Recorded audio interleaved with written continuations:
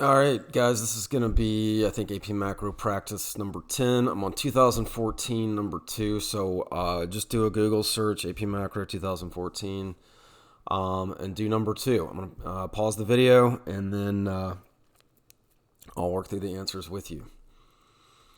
Okay, so number 2 says the Federal Reserve can influence the supply of money. Assume the Federal Reserve wants to target a lower federal funds rate. Okay.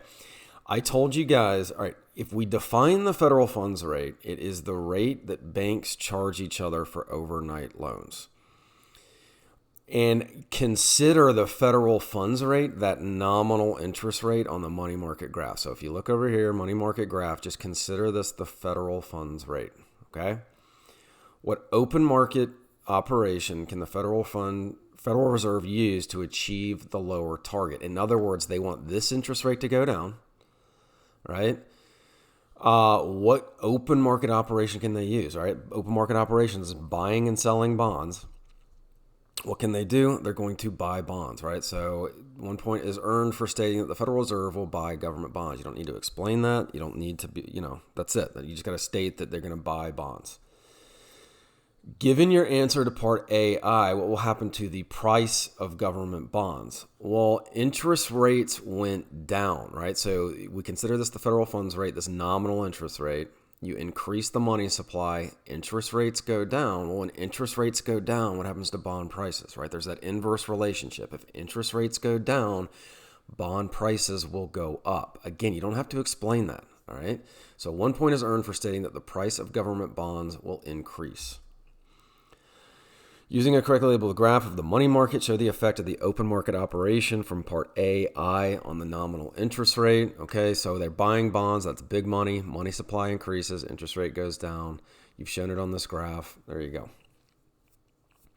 Okay, assume that the Federal Reserve, I'm at part C, assume the Federal Reserve buys government bonds from commercial banks. Based only on this transaction, will the level of required reserves in the commercial banks increase, decrease, or remain the same? For C, they're saying 1 point is earned for stating that the Federal Reserve purchase will not initially affect commercial banks' required reserves. All right, yeah, because the only thing that is going to impact required reserves would be demand deposits. So then the bank's required reserves, if there's more demand deposits, the required reserve will go up.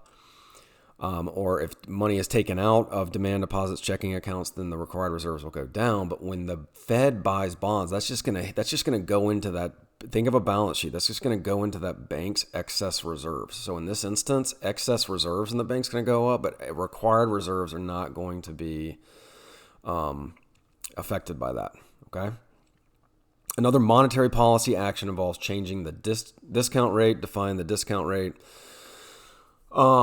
1 point is earned for defining the discount rate as the interest rate the Federal Reserve charges banks for borrowing from its discount window. You don't need to worry about what discount window is. You could just get the point by just simply saying the discount rate is the rate banks are charged when they borrow money from the Federal Reserve.